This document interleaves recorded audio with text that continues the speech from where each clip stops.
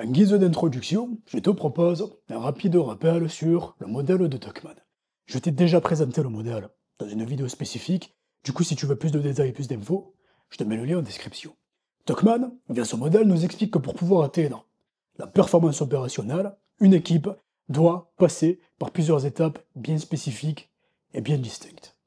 De mon côté, je t'avais également expliqué, de par ma propre analyse, que pour l'immense majorité des équipes et des organisations en entreprise, il était tout simplement impossible d'atteindre la performance opérationnelle sur le long terme, et que rares étaient les équipes capables de le faire. Ceci pour deux raisons principales. Première des raisons, c'est que une équipe doit pouvoir emmagasiner suffisamment d'énergie via un management performant et efficace pour pouvoir dépasser cette étape de normalisation et donc performer sur le long terme.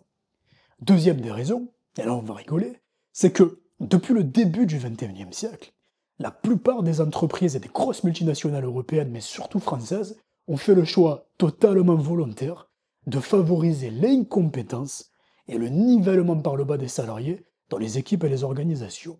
Tu vas me dire, ouais, mais pourquoi faire? Quel est l'intérêt? Tout simplement pour pouvoir avoir la même mise absolue sur les salariés et donc pouvoir faire passer des décisions stratégiques toutes plus absurdes les unes que les autres, qui favorisent de manière outrancière l'actionnariat au détriment des salariés.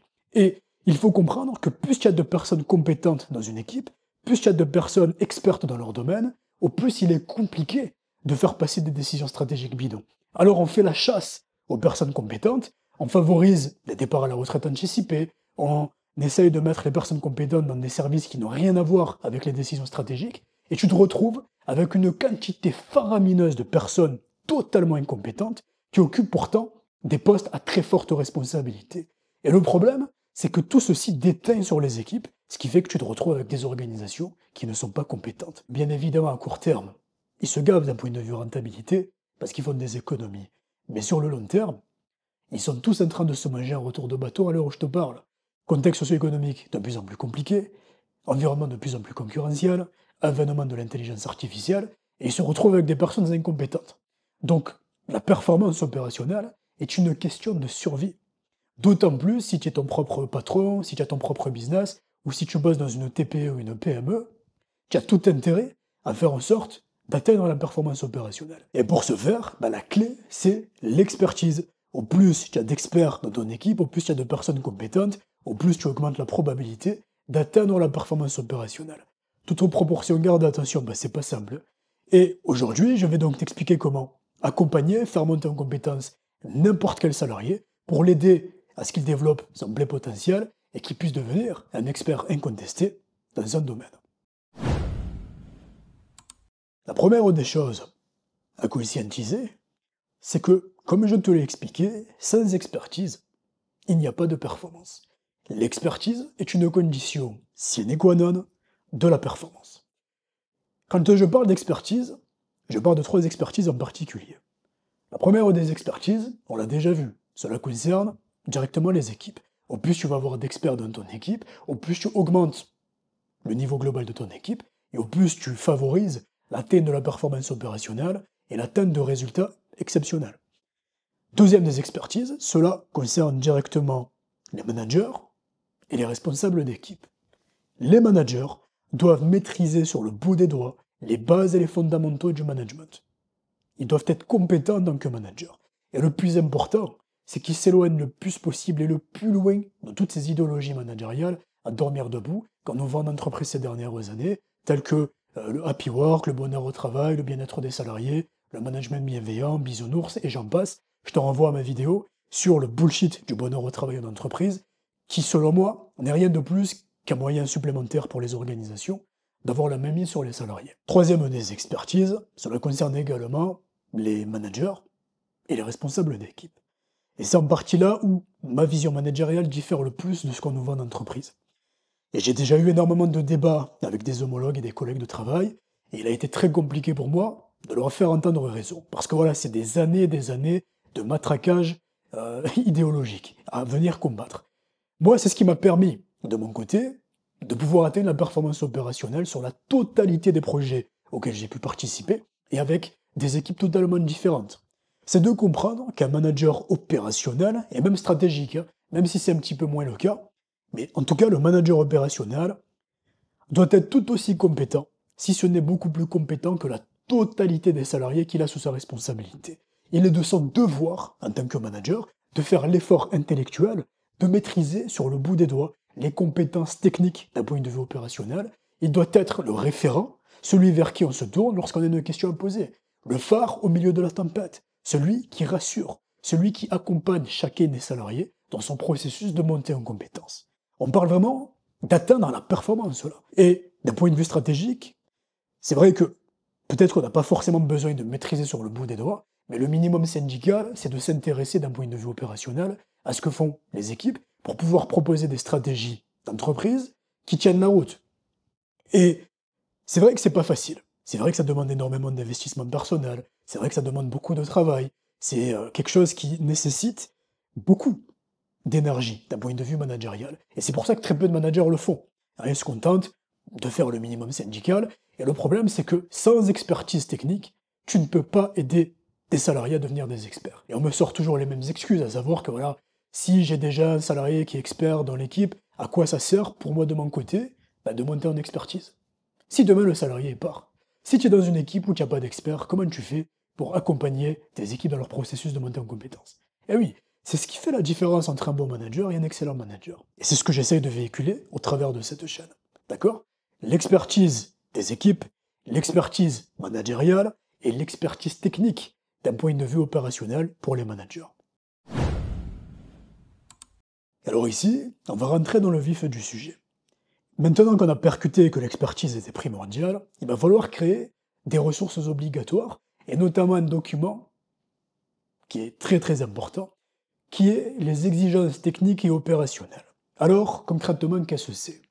C'est un document qui va reprendre la totalité des missions, des tâches et des actions extrêmement détaillées pour l'ensemble des postes que le manager ou le responsable a sous sa responsabilité. Le but ici, c'est de reprendre également dans ce document la totalité des processus opérationnels. C'est-à-dire qu'avec ce simple document, qui est très détaillé, en général, il fait à peu près ça, en fonction des postes et des missions, n'importe quel salarié est capable de réaliser la totalité des actions en suivant ce qui est listé dans le référentiel en question. Et quand je parle de très détaillé, c'est extrêmement détaillé, c'est-à-dire que la simple action de visser une vis doit être listée. Et on reprend bien évidemment tout ce qui est processus de sécurité et les missions qui incombent aux salariés. Quand ça c'est fait, on passe à d'autres documentations, et c'est notamment tout ce qui est lié au référentiel des normes, aux procédures et aux terminologies métiers. Dans certains métiers, on peut être amené à travailler dans des environnements extrêmement normés. Et bien là, il faut donner à la totalité des salariés toutes les normes obligatoires, toutes les procédures internes clés et structurer toutes les terminologies métiers. Et quand je parle de normes, c'est toutes les normes qui découlent directement du législateur ou de l'administration européenne, si tu travailles en Europe. Parce que j'ai déjà vu énormément d'entreprises où des salariés occupaient des postes très très sensibles d'un point de vue législatif qui n'avaient pas ces documentations. Comment tu veux faire du travail performant si le b.a.-ba n'est pas mis à disposition des salariés? Donc, les exigences techniques et opérationnelles, ça c'est pour pouvoir faire monter en compétence n'importe quel salarié, et tu vas voir comment par la suite. Et tout ce qui est normes, procédures et terminologie métier, c'est pour que le salarié puisse s'intégrer comme il faut dans l'entreprise et puisse avoir toutes les billes nécessaires et obligatoires pour réaliser du très bon travail. Maintenant que le salarié a toutes les documentations dont il a besoin, on passe au processus de formation. Alors, quand bien même c'est l'une des choses les plus importantes dans la montée en compétences, malheureusement c'est l'une des choses qui est le plus souvent bâclée en entreprise. On met en place des formations de quelques jours et on envoie directement les salariés au casse-pipe et on leur dit écoute, allez démerde-toi et surtout ramène-nous des résultats. Et c'est toujours les mêmes excuses.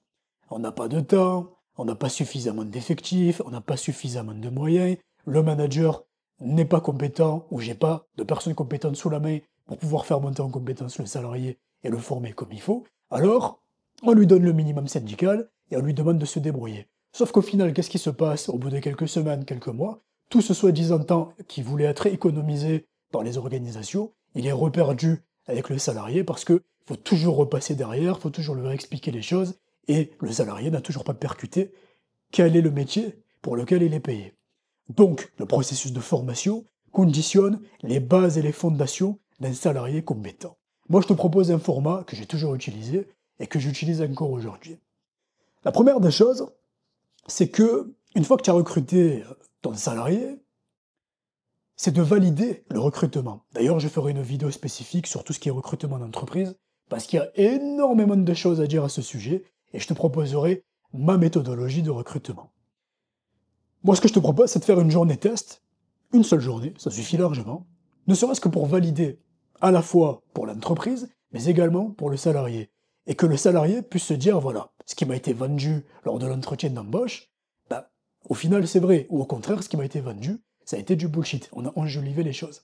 Et tu vas tout de suite voir si le salarié est investi, impliqué, s'il pose des questions, si il prend des notes, si à la fin de cette journée test, il va venir avec une analyse détaillée de ce qu'il a pu observer, d'accord? Et de l'autre côté, pour le salarié, comme je te l'ai dit, c'est de savoir où tu mets les pieds.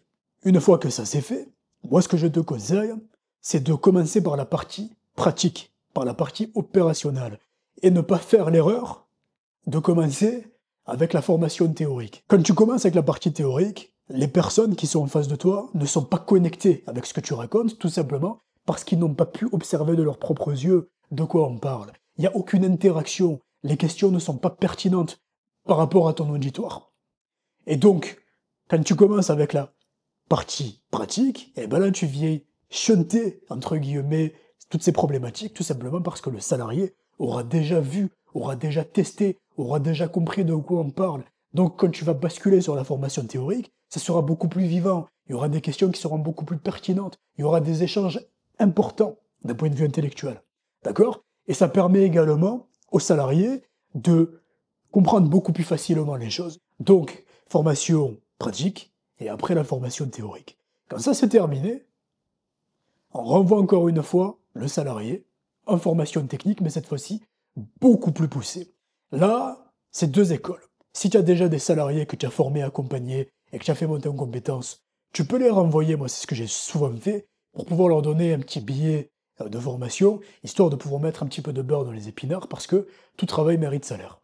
Mais si tu as du temps devant toi et que tu as la possibilité, l'idéal, c'est que tu récupères à la fin de la formation théorique le salarié et que tu l'aides dès le départ à monter en compétence à tes côtés. Et là, tu deviendras automatiquement crédible et légitime d'un point de vue technique aux yeux du salarié que tu viens de recruter. Quand ça c'est fait, quand le processus de formation est terminé, bah, c'est toujours le manager qui valide, personne d'autre. C'est lui qui valide si le salarié est apte à commencer à travailler, ou si au contraire, il faut le renvoyer dans un processus de formation. Je te l'ai déjà expliqué dans une vidéo. Histoire de terminer cette partie, j'aimerais juste attirer ton attention sur quelque chose. À la fin du processus de formation, si tu n'es pas sûr à 100%, si tu as le moindre doute sur le salarié, que tu as pu observer des choses qui, selon toi, n'avaient pas sa place en entreprise, des retards à répétition, un manque de sérieux, un manque d'investissement lors de la formation, on stoppe tout dès le départ. C'est pour ça qu'on met en place des périodes d'essai. D'accord? Il ne faut jamais forcer les choses. Jamais forcer le destin. À chaque fois que j'ai observé des collègues forcer le destin, tu sais, ça peut arriver parce que tu peux avoir des secteurs qui sont sinistrés où c'est compliqué de recruter. On se dit, allez, plutôt que de repartir sur un processus de recrutement, on force les choses et on embauche le salarié. Ça n'a jamais fonctionné et ça a toujours fini par casser. Donc si tu as le moindre doute, si le feeling ne passe pas, ne force jamais les choses parce que tu finiras par le regretter.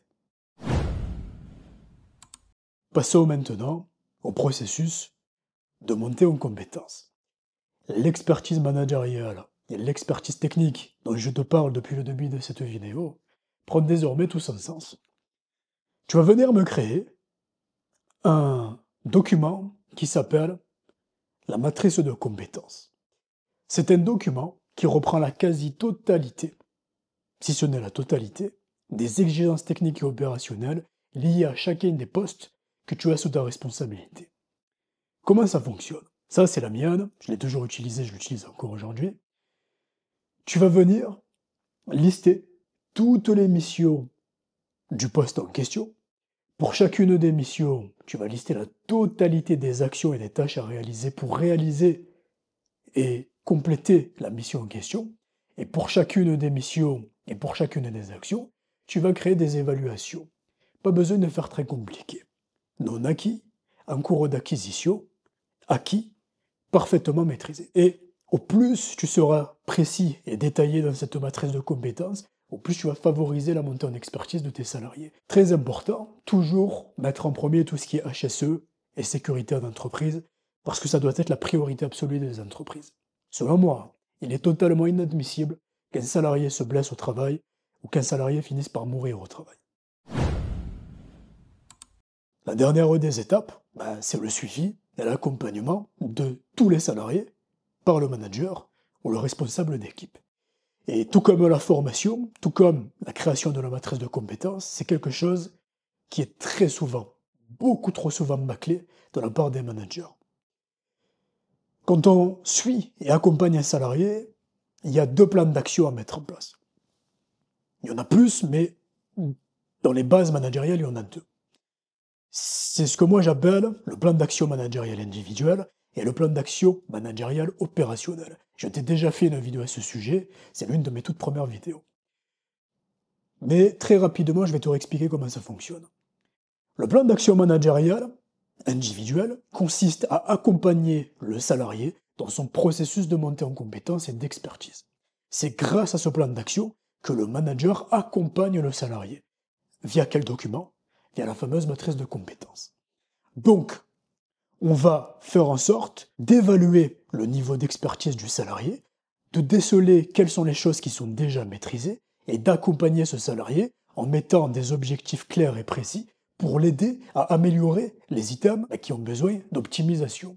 Donc, on fixe des objectifs ciblés, on met des actions pédagogiques de formation, de tutorat et d'accompagnement le plus souvent possible avec le salarié. Un manager, il ne le lâche pas dans la nature, son salarié. Il l'accompagne, il est avec lui, il est là pour l'aider. Son rôle, c'est l'aider à monter en compétences. En plus de toutes ces actions managériales. Et enfin, suivre et mettre en place des critères d'évaluation et de validation. Deuxième plan d'action, cette fois-ci, c'est le fameux plan d'action opérationnel, qui diffère du plan d'action managérial individuel. Là, on ne va pas se focaliser sur la montée en compétences du salarié ou la montée en expertise d'un point de vue exigence technique et opérationnelle. On va plutôt se focaliser sur tout ce qui est amélioration des résultats du salarié. Une fois que le salarié est formé, il peut arriver qu'il est en retard par rapport à certains de ses collègues, donc le but, c'est de l'aider à améliorer ses résultats. Et moi, ce que je te recommande, c'est de faire participer le salarié dans ce processus de création. Au plus le salarié est investi et impliqué dans ce processus de création, au plus tu vas réussir à l'impliquer dans le projet, et au plus tu vas favoriser l'atteinte des objectifs. Donc là, c'est à toi, en tant que manager, de déceler où est-ce que le salarié doit monter en compétence pour améliorer ses résultats. Tout ça, je te l'ai déjà expliqué dans ma vidéo sur la création du plan d'action opérationnel, individuel et stratégique pour les salariés en entreprise. Très important, et je terminerai la vidéo là-dessus, c'est qu'en tant que manager, tu dois comprendre que ce qui fait la différence, c'est le fait de faire confiance aux salariés. C'est de les aider à gagner en autonomie. Normalement, si le travail a été fait comme il faut d'un point de vue managérial, que tu as suivi, accompagné comme il faut les salariés, ils ont limite plus besoin de toi. Ils sont parfaitement autonomes. Toi, ton rôle, c'est de suivre, piloter, ajuster, les accompagner s'ils ont des questions et les aider dans leur processus de réflexion. Mais tu dois favoriser le fait qu'ils se débrouillent par eux-mêmes. Si le salarié est un expert, il a limite pas besoin de toi. D'accord? Si ce n'est pour le cadrer. Et quand tu arrives à atteindre ce niveau d'expertise, tu as tout gagné. Parce que les résultats et la performance, ça devient très facile à atteindre. Tu as accompagné tous les salariés dans leur processus en montée en compétences, et tes salariés te le rendent au centuple. Tu as des salariés impliqués, investis, qui vont casse-pipe avec toi, à condition que tu sois le premier sur le champ de bataille avec eux. C'est la fin de cette vidéo, j'espère vraiment d'avoir partagé suffisamment de valeur, et que ça puisse te permettre de ton côté d'accompagner tes salariés dans leur processus de montée en compétences. N'hésite pas à me dire ce que tu as pensé du sujet du jour, si tu as des questions, ou si au contraire, t'aimerais qu'on débatte ou qu'on échange sur certaines idéologies que je t'ai partagées aujourd'hui. Quant à moi, je te dis à bientôt pour une prochaine vidéo. Ciao!